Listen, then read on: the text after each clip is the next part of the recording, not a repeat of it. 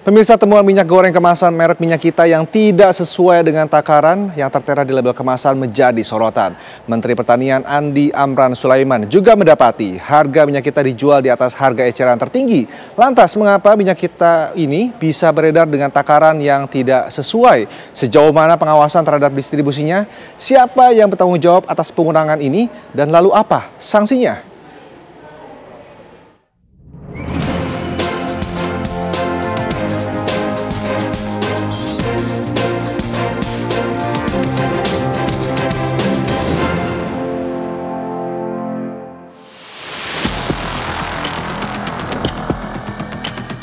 Tuntut mereka seberat-beratnya, karena kenapa? Kalau mereka tidak dituntut seberat-beratnya atau kita melakukan pembiaran, itu sama dengan beternak kejahatan.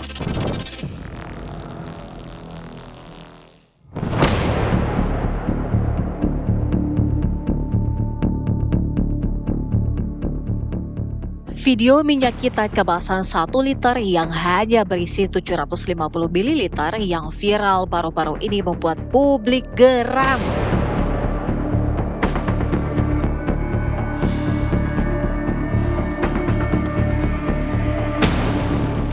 Apalagi dalam sidak yang dilakukan Menteri Pertanian Amran Sulaiman di Pasar Lenteng Agung, Jakarta beberapa waktu lalu, kondisi serupa ditemukan.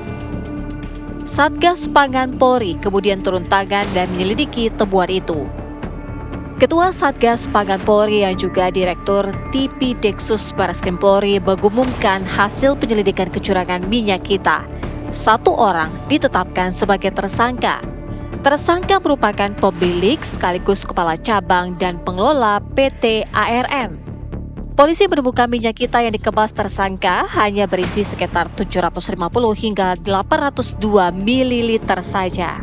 Dalam perkara ini, penyidik telah menetapkan 1 orang tersangka, yaitu inisial AWI, yang berperan sebagai pemilik maupun merangkap sebagai kepala cabang sekaligus pengelola lokasi tersebut yang berada di TKP Jalan Tol Iskandar nomor 75 RT 01 RW 19 Kelurahan Sukamaju, Kecamatan Cilodong, Kota Depok, Jawa Barat.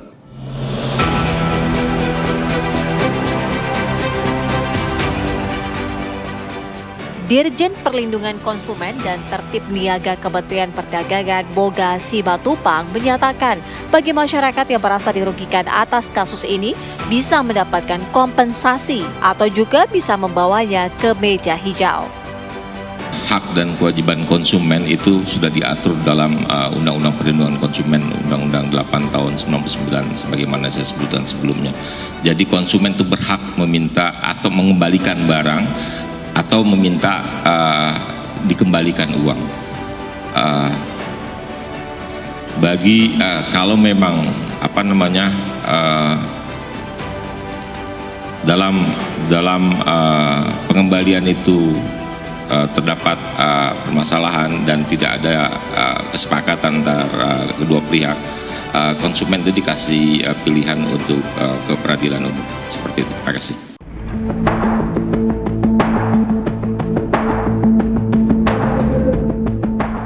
Sebelumnya, polisi merilis 3 perusahaan yang memproduksi minyak kita. 2 perusahaan di Tangerang menjual di atas HET, sementara 1 perusahaan di Kudus telah tutup.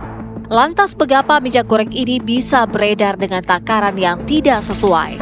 Sejauh mana pengawasan terhadap distribusinya? Siapa yang bertanggung jawab atas pengurangan takaran ini? Dan apa sanksinya? Karena ini kelihatannya bukan baru, bisa saja sudah agak lama ini beredar. Jadi ini memang sudah menimbulkan kerugian pada masyarakat kita. Bagaimana supaya mengembalikan kepercayaan masyarakat? Sederhana, tegas melakukan penindakan, tuntut mereka seberat-beratnya. Karena kenapa? Kalau mereka tidak dituntut seberat-beratnya atau kita melakukan pembiaran, itu sama dengan beternak kejahatan. Ini akan bertelur lagi, beternak lagi, beranak lagi kejahatan ini. Tapi ini harus dipotong rantai kejahatan yang dibuat. Kenapa? Ini menyakiti rakyat kecil, apalagi dalam bulan suci Ramadan. Ya. Jadi kita harus memotong rantai ini dari sekarang. Dan itu perintah Bapak Presiden. Jangan menzolimi rakyat kecil. Itu perintah beliau. Kita kan produsen terbesar, tidak ada alasan suplainya kurang. Kecuali ada yang bermain-main. Sekali lagi, tidak ada alasan suplai kita kurang. Oke, jadi ini akan ditarik semua, Pak Menteri? Tidak ditarik, tetap. Kan ada yang tidak semuanya tidak memenuhi standar. Banyak, mungkin 10%, 5%, atau 15%. Kan banyak yang baik. Tidak semuanya pengusaha jelek. Pengusaha itu punya peran penting untuk pembangunan ekonomi Indonesia. Itu punya peran penting. Yang menciptakan lapangan kerja kan didominasi oleh pengusaha. Nah, yang tidak sesuai dengan regulasi yang ada, tidak patuh, pertama kami himbau, persuasif. Setelah kami himbau masih terjadi, ya apa boleh buat, diserahkan ke penegak hukum.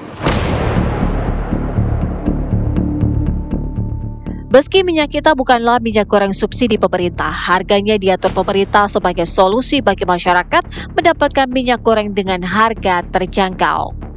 Jadi sebenarnya nggak ada yang namanya minyak curah, ya. Peraturan dari Kementerian Perdagangan sudah mengatur bahwa namanya itu adalah minyak kita. Itu nama untuk minyak yang tidak diberikan brand oleh produsen besarnya. Dan ini sebagai suatu kewajiban domestik, jadi domestic market obligation, ya kan? Bagi perusahaan-perusahaan besar itu jangan hanya membuat minyak yang bermerek, tapi dia membuat minyak kita. Itu adalah merek terdaftar Kementerian Perdagangan. Nah, dari situ barulah kemudian diatur siapa yang mengemas. Yang mengemas ini adalah D1, distributor 1. Kemudian yang mengemas ini mendistribusikan lagi ke D2. Kemudian D2 ini ke pengecer, dan pengecer selanjutnya kepada masyarakat. Dan ditentukan harganya 15.700 harga eceran tertinggi. HET-nya ya? HET. Tapi memang melihat jenjang yang 4 jenjang ini, ya kan, dia harus mengemas, beli plastik, dia harus mengirim, ada transport, ya, dia harus mengasih ke pengecer lagi. Harusnya memang efisiensi, sehingga kepada masyarakat sesuai tujuannya ini untuk minyak yang dijual di pasar rakyat. Itu peraturannya demikian. Betul. Jadi ini disalahgunakan, ya. Minyak-minyak yang dibeli secara curah, ya, itu disalahgunakan oleh oknum-oknum. Dan saya sudah melakukan pengecekan, yang dicurigai oleh polisi itu masuk ke dalam list yang distributor 1. Jadi di dalam list yang ada di dalam SIMIRA, Sistem Informasi Minyak Curah, oleh Kementerian Perindustrian, itu sudah ada distributor 1 namanya siapa aja terdetek. Dan ini yang berapa perusahaan ini masuk di distributor 1. Artinya dia di dalam perusahaan yang mengemas. Jadi dia menerima ribuan ton minyak curah dari perusahaan besar, kemudian dia mengemas plastik maupun botol plastik, baru kemudian dia distribusikan lagi. Nah, disinilah mungkin praktek-praktek kecurangannya terjadi. Tim TV One mengabarkan.